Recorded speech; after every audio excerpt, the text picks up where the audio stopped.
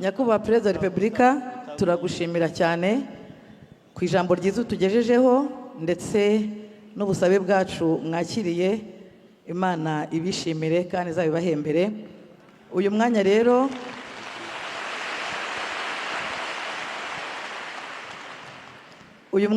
tugiye kuwukoresha mu kuganira, tugiye kuwukoresha mu biganiro bitandukanye nk'uko bamwe mu bayisilamu n'abayisilamukazi bateraniye hano bari babyifuje. Tukaba twatanga umwanya muto ku bantu bake, ku bafite ibibazo, abafite ibyifuzo, mu gihe turi kumwe na Nyakubahwa Perezida wa Repubulika tukagira ibyo tumugezaho mu mwanya muto. Ufata ijambo arajya avuga amazina, arase ku ntego.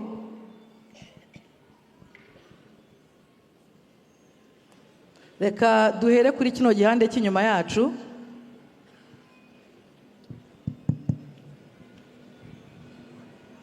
Uwa mbere yabonetse.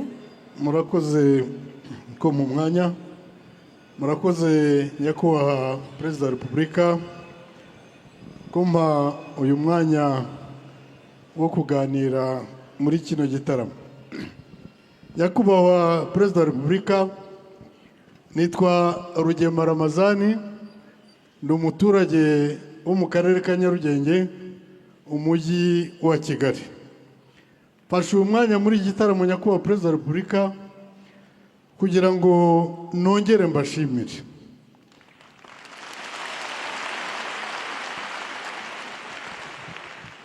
Nyakubahwa Perezida wa Repubulika, ubwo mudusura muri 2024, umwe mu bayobozi bacu akabasaba ko mwazifatanya natwe kwizihiza uyu munsi, twumvaga mu by'ukuri dushingiye ku mwanya wanyu mukeya n'akazi kenshi mugira, ntabwo Nyakubahwa Perezida wa Repubulika twizeraga ko uyu mwanya muza kuwubona ngo mutugenere. Uko 2024 na none 2026 itangira, n'akazi mugena Nyakubahwa Perezida wa Repubulika murumva ko harimo umwanya mutoya.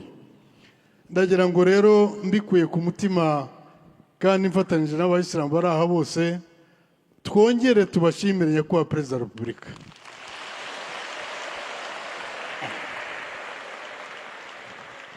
Ndongera gusubiramo ko imvugo yanyu ariyo ngiro nubwo mwabitweretse inshuro nyinshi. Nyakubahwa Perezida wa Repubulika, abayisilamu bo mu Rwanda ariko by'umwihariko ab'i Kigali mu murenge mu karere ka Nyarugenge twari tubakumbuye. Ndagira ngo munyemerere nkoreshe Nyakubahwa Perezida wa Repubulika ijambo natiye ahandi ku muturage w'igikundamvura, nongere nsubiramo ngo muturi imbere tubari inyuma, haki ya Mungu.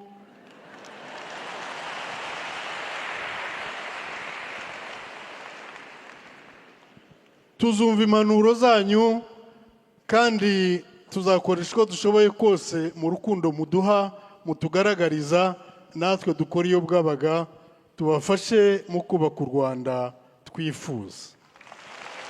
Murakoze Nyakubahwa Perezida wa Repubulika kuri uyu mwanya mwampaye. Okay. Buriya ntabwo ari uyu munsi turi kumwe gusa.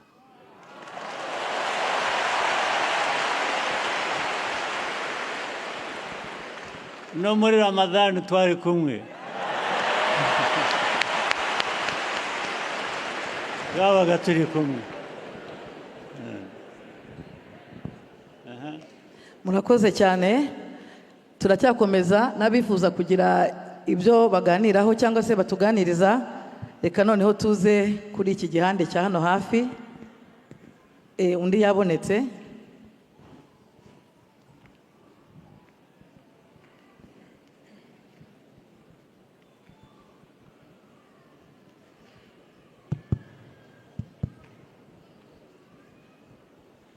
Nyakubahwa Perezida wa Repubulika, amazina yanjye nitwa Nsanzumuhire Jean Claude Shafi, nkaba ntuye hano mu karere ka Gasabo, mu mujyi wa Kigali birumvikana.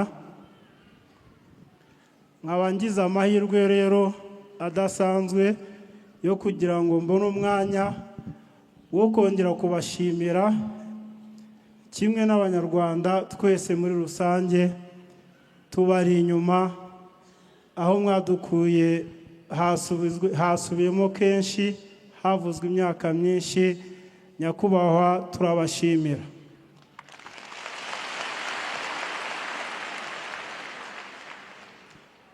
By'umwihariko havuzwe byinshi, ariko byatumye nifuza kugira icyo ngaragaza muri byinshi bishimangira ko ibivugwa biba ari ukuri kandi biba ari impamo.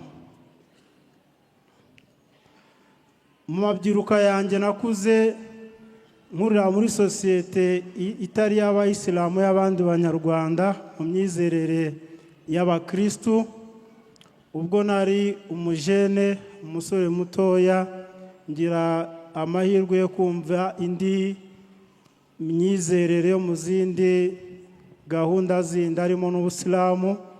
Nza kuba umusilamu hari muri 2012. Abambaye hafi mu bamenyi b'Abayisilamu bangira inama yo kugira umwanya muto mfata kugira ngo nige, cyane ko idini riri mu rurimi rw'Icyarabu. Nafashe uwo mwanya ndiga, hanyuma niga ubutumwa bwiza bw'amahoro, ubutumwa bwiza bwa Islam bwigisha umuco w'urukundo n'impuhwe n'ibyiza byinshi nk'uko twagiye tubyumva dusanzwe tunabyumva. Nyakubahwa Perezida wa Repubulika, igituma mfashe uyu mwanya nagira ngo mvuge ko nubwo hari ibyiza byinshi, cyane cyane hari n'ibindi bindi bijya biza kugira ngo bidobye binasubiza inyuma gahunda y'ubumwe bw'Abanyarwanda, gahunda mwashyizemo ingufu ku myaka 31 kugeza ubu. Ngira ngo nibutse abari kubyiruka n'abantega amatwi kugira ngo bongere bakanguke, icyo kintu bakirinde kuko cyambayeho kinangiraho ingaruka, ntinya ko cyagira n'abandi kibaho. Hari imyumvire rero yaturutse hanze, aho abantu baza bigisha imyumvire y'ubutagondwa, imyumvire y'iterabwoba, imyumvire y'ubuhezanguni. Niba mubyibuka Nyakubahwa, mu mwaka wa 2016 imyaka irajya kuba 10, muri sosiyete yacu y'Abayisilamu hajemo icyo kibazo, ndetse nari maze imyaka mike njye ubwanjye mbaye umusilamu, ariko Nyakubahwa cyangizeho ingaruka kugeza ubwo nisanze muri ba bantu 40 n'abandi bakurikiranywe n'ubutabera. Ariko nkaba nshimira inzego z'ubutabera, yaba njye ubwanjye n'abo twari kumwe, koko twamenye neza ko ubutabera bwacu bw'igihugu cyacu bukora kandi bukorera mu kuri. Nagira ngo mbibashimire Nyakubahwa. Ntabwo nari nzi ko umuntu yarenganurwa ku gipimo nk'icyo nabonye, ndetse abo twari kumwe bari 40 basaga 25 muri twebwe bararenganuwe koko bababere, ndetse n'abandi bahuye n'amategeko, bahuye no kugirwa inama, ndetse baregerwa bahabwa ibihano bitoya. Abenshi muri bo Nyakubahwa barabirangije, ubu bari hanze bari kubaka igihugu, n'abasigayemo basigaye igihe gito bakaza hanze. Nyakubahwa, mbibashimiye mbikuye ku mutima. Ubutabera bw'u Rwanda burakora kandi bukora neza. Asante sana. Nagira ngo nsoze nkangurira urubyiruko rw'Abayisilamu kutumva no kudatega amatwi no kudaha agaciro ubutumwa buturuka hanze bubangisha ubuyobozi bw'igihugu, bubangisha ubuyobozi bubayobora mu idini, yaba muri sosiyete y'Abayisilamu no muri sosiyete zindi zitari z'Abayisilamu. Dufite urugero rwiza rw'ingaruka mbi z'inyigisho zo guca abantu mo ibice. zashingira ku madini, zashingira ku moko, zashingira ku bintu bitandukanye. Nyakubahwa, bwari ubutumwa bwanjye, bumaze imyaka 6 ndi hamwe n'abanyarwanda nubaka igihugu hamwe n'abandi. Mbashimiye mbikuye ku mutima. Urakoze cyane. Arakoze cyane. Reka dukomeze gahunda zacu, twongere turebe hano mu bice by'inyuma. Hariya niba hari ufite ijambo nawe. Nyakubahwa Perezida wa Repubulika, murakoze kumpa uyu mwanya. Amazina nitwa Nzeyimana Abubakar, nkaba ndi umuyobozi w'Abayisilamu mu karere ka Rusizi.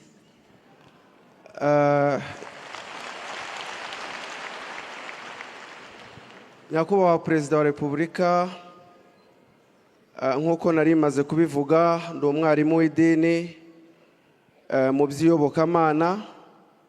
Nyakubahwa Perezida wa Repubulika, mu mwanya nshimye ko hari ibyo mwari mukomojeho bigendanye n'amadini ndetse n'umurongo mwiza ubuyobozi bwacu bwahaye amadini, cyangwa se inzira nziza amadini akwiye kuba agenderaho. Nyakubahwa Perezida wa Repubulika, mu minsi ishize ubuyobozi bwacu bwiza bw'igihugu bwagennye ko nanone abahagarariye amadini n'abavugabutumwa muri rusange, kugira ngo batange ibikwiye kandi binoze, ubuyobozi bwacu bwagennye ko abavugabutumwa bakwiye kwiga amashuri y'iyobokamana, by'umwihariko bakaba bujuje ibwiriza ry'uko bize kaminuza cyangwa se basoje kaminuza mu bigendanye nanone n'imiyoborere myiza y'amadini. Bityo Nyakubahwa Perezida wa Repubulika, nkatwe Abayisilamu bo mu Rwanda ntabwo dufite kaminuza ya Kisilamu idufasha kuba nanone twakwigamo nk'abavugabutumwa, kugira ngo nanone dutange ibikwiye nk'uko muhora mubidukangurira.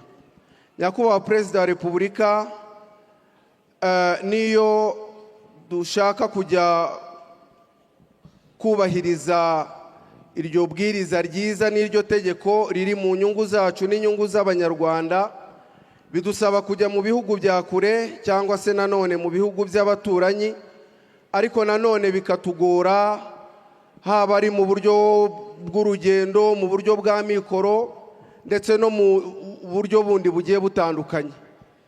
Ariko nanone nta nubwo ari ikibazo cy'uko bitugora mu buryo bwa mikoro gusa. Nyakubahwa Perezida wa Repubulika, nanone bimaze kugaragara ko na bamwe bajya gushaka ubwo bumenyi mu bihugu bya kure, nanone bahakura n'iyindi mico ihabanye n'indangagaciro ndetse na kirazira z'Abanyarwanda. Bityo Nyakubahwa Perezida wa Repubulika, nk'Abayisilamu bo mu Rwanda, turasaba leta tubinginga yuko natwe twafashwa kugira ngo tubashe kuba twagira kaminuza ya Kisilamu mu Rwanda. Birumvikana. Birumvikana muri bya bindi twavugaga byo gufashanya, tugareba uko twashyiraho uburyo, n'icyo gikwiye kuba kiri mu bizigwa, tugashakisha uburyo uko bishoboye, uko tubishoboye, uko bishobotse. Inzego z'uburezi n'iz'amadini, amadini asanzwe nayo agira n'uruhare mu burezi, tuzafatanya turebe ubwo ukuntu ibyo byakunda kandi n'ukuntu wabisobanuye birumvikana, ingaruka zabyo zo kutagira uburyo nk'ubwo bw'amashuri burumvikana. nyakubahwa perezida wa repubulika mumbabarire nsoze ariko turabashimiye cyane perezida wa repubulika enyanya bwenene nyakubahwa perezida wa repubulika turabashi mu gusoza nanone nyakubahwa perezida wa repubulika nari mfite ubutumwa nahawe n'abayisilamu by'umwihariko b'Irusizi bambwiye nti ningira amahirwe yo kubona umwanya wo kuganira namwe ko ndi bubashimire cyane ku bw'amahirwe n'umugisha n'ubuntu mwatugiriye by'umwihariko nk'abayisilamu b'Irusizi kuba mwaradufashije mu dutera inkunga yo kubaka umusigiti mwiza uri Kamembe ukaba ari umwe mu misigiti 3 uwo musigiti mwaduhayemo inkunga muradufasha mu buryo bwo kuwubaka ni umusigiti ndahamya ko ari umwe mu misigiti 2 cyangwa 3 myiza dufite muri iki gihugu cyacu cy'u Rwanda turabashimira cyane ubarikiwe baba wa taifa. Asante sana. Ibyiza biracyari imbere biraza.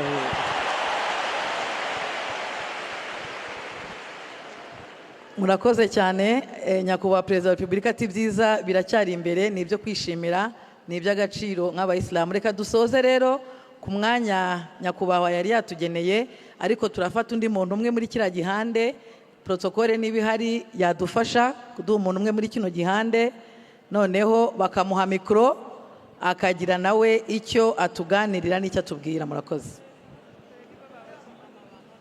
Protokole nidufashemo byihuse. Ongereho undi umwe cyangwa babiri. Murakoze cyane.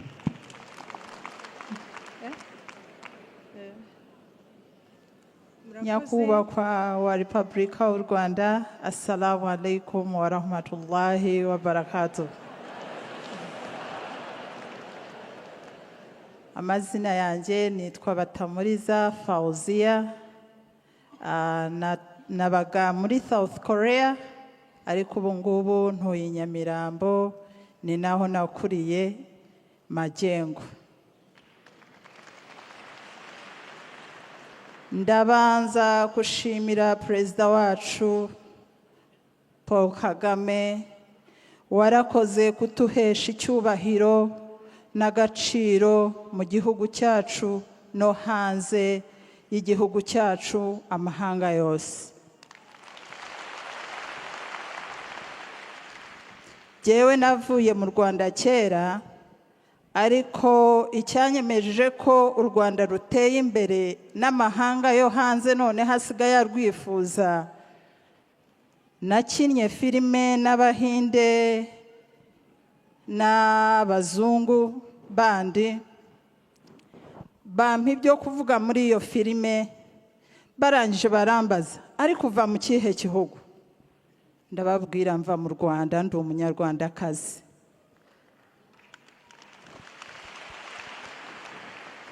Bahise bambwira ngo uriya perezida wanyu turamukunda, igihugu cyanyu gifite isuku, watubabariye ibyo wagombaga kuvuga mu Cyongereza ukabivuga mu Kinyarwanda kugira ngo n'u Rwanda rumenye iyi filime yacu. Narabikoze ntaravayo no hanze, kweri mu Rwanda filime bari barayibonye. Ndashima perezida wacu ku kazi keza ukoze kutuhesha icyubahiro n'agaciro. Service mu mahanga iyo uvuze kuri umunyarwanda cyangwa umunyarwandakazi uhita ubona service vuba cyane, ariko kubera akazi kawe keza ukoze n'amahanga yose ashima, niyo mpamvu tugira service vuba. Jewe perezida nyakubahwa wa Repubulika y'u Rwanda, naje mfite proposal yanjye, nagerageje kubona ukuntu nakugeraho ndabibura, ariko today is my day. Twabonanye.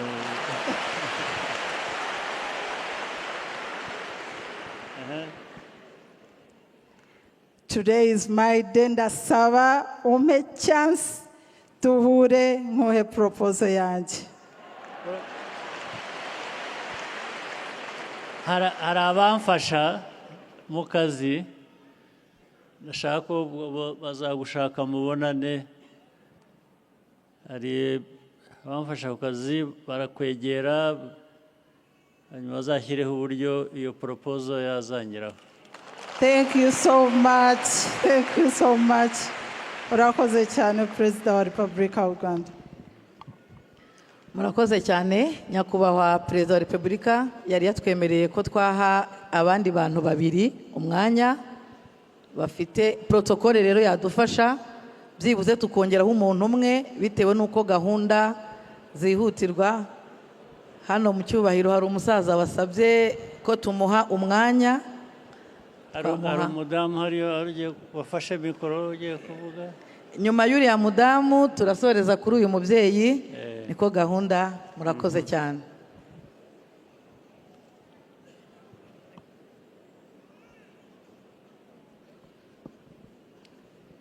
Mikoro yanze mumwihutishirize mikoro.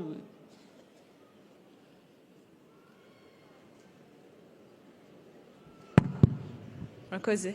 Amahoro y'Imana abane namwe, Your Excellency. Nashakaga gushimira cyane RMC ko yarateguye iki gikorwa. Ntabwo ari buri gihe umuntu abona Perezida wa Repubulika imbere y'amaso yo kugira ngo tubashe kumubwira directly.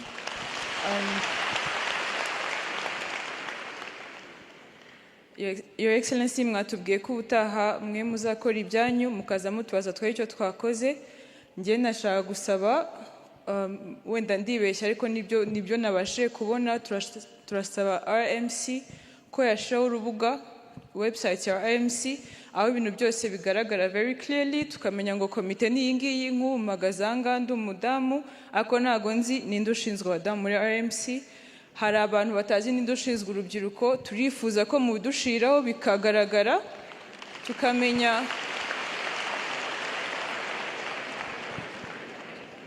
Hano hari abayisilamu bazi ikoranabuhanga, sibyo?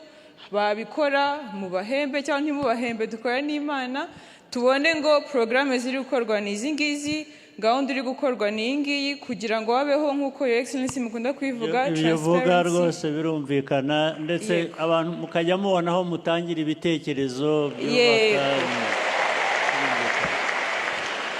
ngira ngo ubuyobozi burabyumva. Icyanyuma nashaka kuvuga nk'uko mu bizo by'igitekerezo twashaka gusaba nk'uko mu Rwanda habaho gahunda za leta, habaho na private sector. RMC twemerere muduhe amategeko tugenderaho, niba dukoze ikintu cyane kijyanye na Islam, yaba ari education, yaba ari business, yaba ari ubuhinzi, yaba ari ubworozi, mutubwire ngo amategeko ni aya ngaya, ariko mutwemerano bafite ibitekerezo babikore RMC without taking over, kugira ngo natwe tukontribue mu kubaka igihugu. Birasobanutse rwose. Mfite ibyifuzo bibiri bito cyane. Komeza. Your Excellency, hari ikintu kitubabaza cyane, wenda nuko tutasobanukiwe mwanadufasha rwose. The call to prayer ya mu gitondo iratubabaza ko yaravuyeho.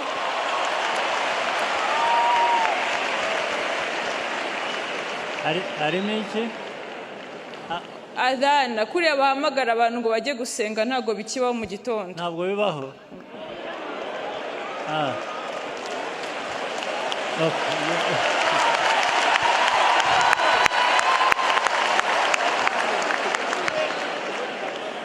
Your Excellency, turabemera ko ibyo biroroshye kubisuzuma nabyo bikaya. Indangagaciro z'umunyarwanda na kirazira bya kinyarwanda naho bitaniye bya Islam, ahubwo Islam inarenzaho. Turabemera ko muduhaye urubuga. Islam ni ukuri zadufasha, ari mu kugira isuku, ari gukora business neza, ari kwita ku baturage. There's accountability n'ibintu bisobanutse, strategies zikora neza. Turasaba muduhe urubuga nk'uko mwaraduhaye, RMC nayo iduhe urubuga. Murarufite rwose, nta kintu musaba. Yes. Mufite uriya wari ukwiye kumumenya, ariko afite ibitekerezo bishobora gufasha kubaka. hanyuma ibindi biraza local government. Icyo kibazo muze kukiga murebe ikibazo ni iki.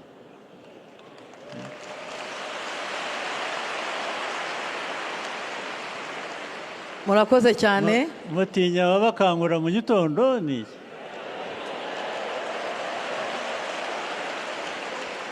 Ubundi ari amasaha niyo yo gukanguka n'ubundi.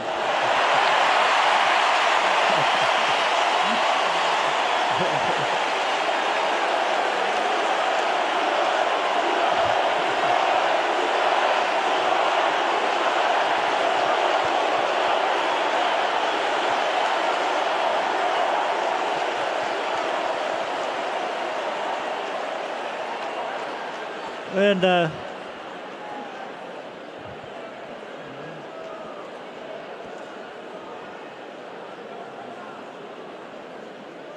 narangiza iyo ibimuga biri hariya nabyize kubihisha bariya mureke mwihorere gumaho ngaho gumaho ngaho bakuzanire. gumaho ngaho baraza kuguha ijambo. gumaho ngaho bakuzanire mikoro. Nawe niba mwashaka ijambo mugumaho baraza kubaha ijambo. murakoze cyane nyakubahwa perezida wa repubulika. ibiganiro byacu byaryoshye n'ibyo kwishimira, dushima Imana cyane. uyu mubyeyi protocol nimuzanire mikoro, bamuzanire mikoro. reka arangize hanyuma uraza kukubwira igihe uvugira. Reka arangize. murakoze nyakubahwa perezida wa repubulika. nitwa Sheikh Batajuma, nkaba ijambo ryanjye ntabwo ari rirerire cyane, ririmo gushima cyane cyane. nshimira Imana yaduhaye umuyobozi nkawe.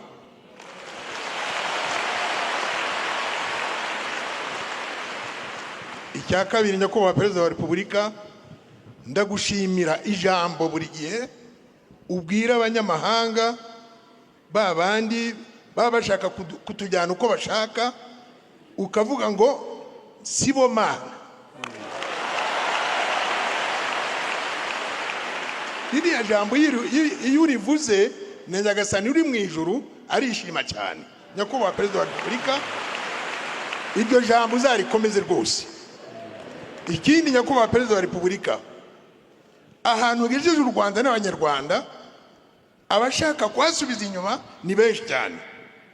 ndagushimira ko Sankara na Rusesabagina wabazanye mu Rwanda ukabashyira mu bucamanza kugira ngo bagaragarizwe ko ibyo bakoreye abanyarwanda inyabimata ko Imana itabishimiye n'abanyarwanda ko batabishimiye cyane cyane, kandi ukaba warabahaye imbabazi kubera ko bazigusabye. mu izina ry'abanyarwanda ry'abayisilamu bose, Imana iratwumva burema. Imana iratwumva abayisilamu. iyo dutegeye Imana ibiganza, Imana iratwumva. tugusezeranije ko buri gihe mu masengesho yacu dusenge ya rusange n'aya buri muntu ku giti cye, ko tukuri inyuma tugusabira ku Mana kugira ngo uzageze abanyarwanda aho bifuza. iryo niryo jambo ryanjye nyakubahwa perezida wa repubulika. Asante sana. murakoze cyane. protocol yadufasha guhereza bariya babyeyi mikoro. murakoze kuba mu mwanya nyakubahwa perezida wa repubulika. mfite agahinda kenshi ko kutakubona. nakwifuje imyaka myinshi. mfite imyaka 85. nitwa Sebazungu Yisa. dufite agahinda kenshi, abantu bamugaye turarenganywa buri munsi. wagira ngo urakambakambye mu muhanda, bati turagupakira, bagaterura bakanaga mu modoka. icyo kintu cyarambabaje cyane, buri gihe kinera agahinda. ndakuregera n'ubukene, ndakinnye cyane, ndashonje, mererwa nabi buri gihe. turacyurirwa turirukanwa ntiduhabwe agaciro. Okay, birumvikana. Minister for Government, ukurikirane kesi ye neza. Imana iguhe umugisha n'amahoro kuba uduha agaciro ariko abandi bakakatwiba. Twarabaye cyane. Kwanza, okay. Ubu nirukanwe ku musigiti wa Kacyiru. Nta kosa mfite. Uretse gato. Abangaba baba bakwiye kuba bafite na buriya bugari bagenderamo bubafasha. Impamvu butabageraho ni iki? Ubundi habaho za porogaramu zifasha abantu kugera kuri ibyo ngibyo. Abasigara inyuma basigara bati mwagiye mukurikirana mukamenya. Hanyuma n'ibyo bindi asaba by'ubufasha mumenye ubufasha akeneye, hari uburyo bwo kumufasha.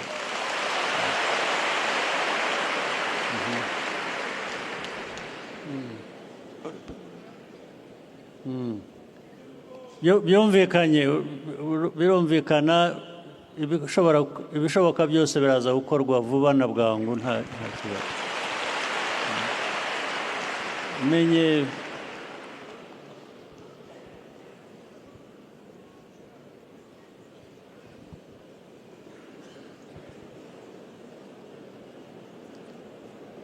Doris.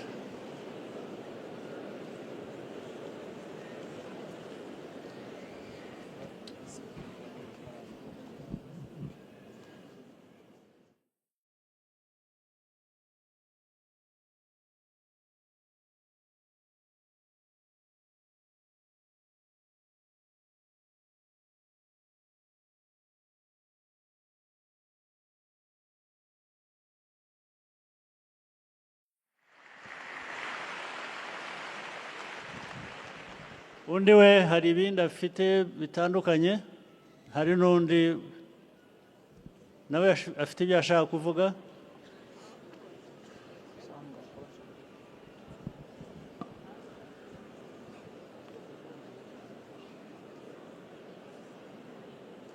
Nawe ni nk'ibyo.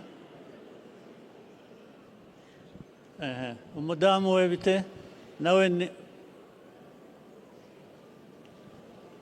ibyo navugaga ni nk'ako kagare abandi ntibashobora kubona bakabugenderaho. Burahari, hari uburyo bwabyo ariko sinzi impamvu bitagera ku bantu.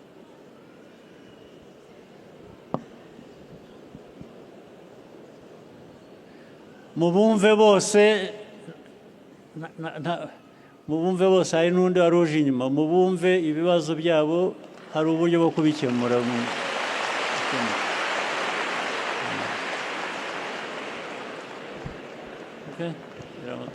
Murakoze cyane nyakubahwa Perezida wa Repubulika. Natwe twese twateraniye aha, gahunda rero y'ibiganiro nahangaha. Hari n'abandi benshi bari nayo baze. Murakoze. Gahunda mushireho uburyo bukurikirana bwumva ikibazo cyari cyo. Protocol nidufashe iduhere uyu mwana w'umukobwa mikro. Turafata umwe muri runo ruhande n'umwe muri uru ruhande. Ari hano na hariya hejuru turafata umwe. Protocol nidufashe ibegereze mikro.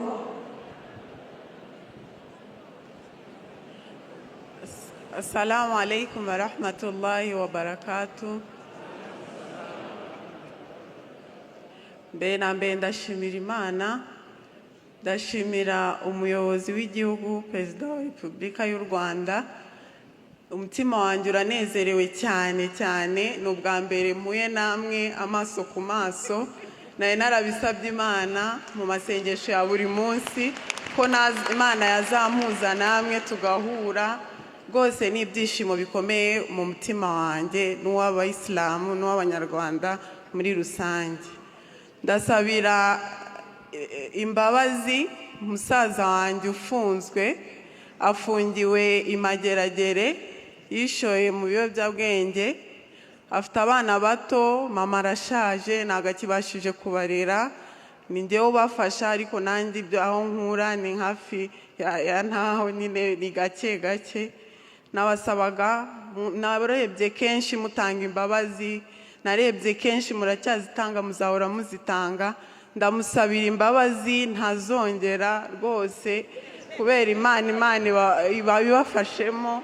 Mumubabarire aze arera abana be, akorera igihugu, ntabwo azongera. Ibyo abantu b'ubutabera babisuzuma bakareba. Yitwa Nizeyimana Abdul, afungiwe Mageragere. Murakoze. Amaze imyaka 7 afunzwe, mudufashije rwose. Amaze arahanywe rwose, byadushimisha cyane. Murakoze. 7 ku by'ibiyobyabwenge gusa. Gusa nta kindi ntiyigeze afungwa, nta nubwo yari yarigeze afatwa na rimwe. Ibyo murakoze cyane nyakubahwa. Abutabera take note. Protocol bafite mikro bajyana kuri ruhande, ku ruhande rw'inyuma, naho twakura umuntu umwe igira icyo abaza. Protocol ishinzwe gutanga mikro badufasha bagatanga umwanya umwe yari ku muntu w'inyuma.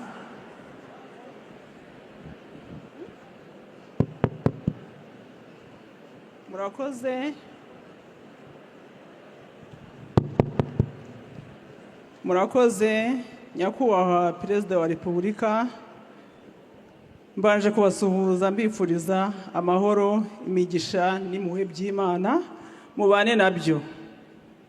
Hato twese abanyarwanda n'abayisilamu n'abayisilamukazi muri rusange, assalamu alaikum wa rahmatullahi wa barakatuh. Nyakubahwa Perezida wa Repubulika, gerageze muhe n'amagambo kugira ngo kabije. Ndazikabije. Iki gisibo cyose natekereje mu minsi 10 ya nyuma, natekereje ndamutse mpuye nawe. Ndabasabaga ntuye mu karere ka Nyanza, intara y'Amajyepfo, nitwa Dusabimana Afsa. Ikintu cya mbere nabanzaga kubasaba, mfite ibibazo bibiri. Ikintu cya mbere nabanzaga kubasaba, twagize iterambere ry'umusigiti, umushehe wacu yatwubakiye, Nyagasani we amuha ibyiza, Shehe Uthman Kabiriti. Ni intwari, mbona agera ikirenge mu cyawe, kuko ntabwo yikunda, nawe kandi niko uteye. Imana ikomeze iguhe ibyiza kandi igumye igushoboze kutuyobora neza. Ikintu nagira ngo mbasabe, yatwubakiye umusigiti, ariko iwacu ni ku gicumbi cya Qur'ani, kandi Qur'ani turayubaha. Dukeneye inkunga yawe, twubakirira abana amashuri, ishuri mbega natwe ry'icyitegererezo, ku buryo igicumbi cya Qur'ani iwacu kizagaragara neza. Ikindi kintu nagwasabaga kindi, muri iyi minsi batwandikiye, barimo batwereza ama message ya mituweli.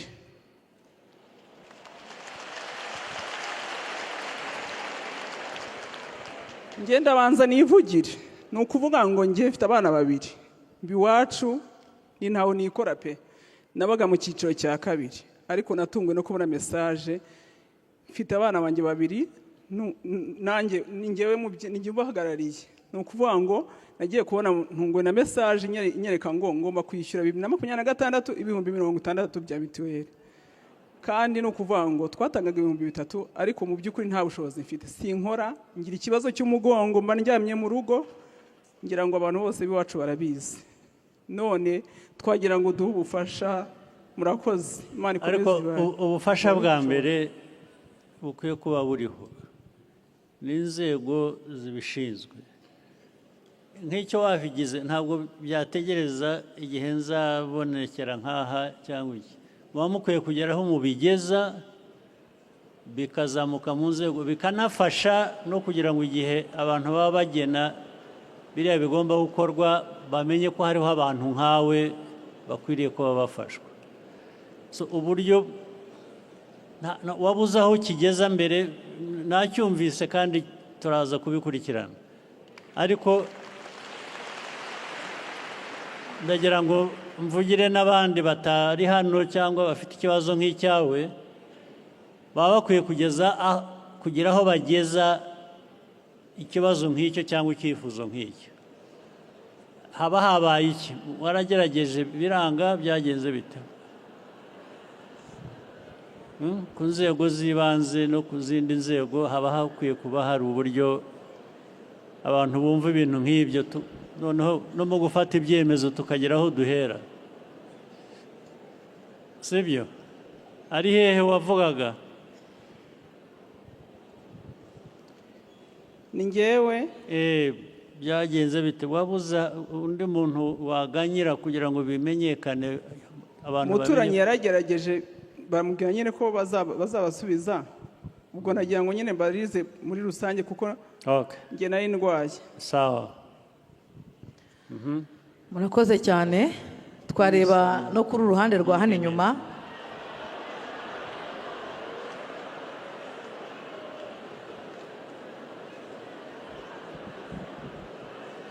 Protoko yadufasha tukegera n'uruhande, mwareza umubyeyi umwe aho ngaho muha ijambo.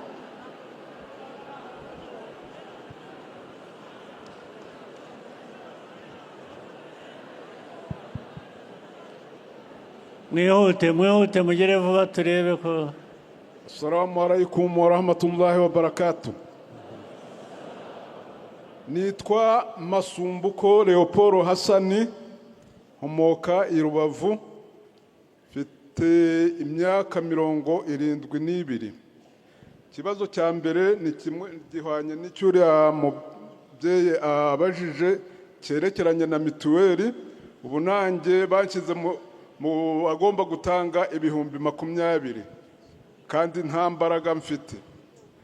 Ikindi kibazo cya kabiri nari mfite, nyakubahwa Perezida wa Repubulika, uyu ni umwanya Imana impaye kugira ngo mbashe kubonana namwe kubera impuhwe yabagiriye, nanjye nkaba nifuza ko mwangirira impuhwe. Nagize icyifuzo cyo kujya gukora umutambagiro mutagatifu, bunkimaranye imyaka irenga 3 ariko sinari nabona ubwo bushobozi.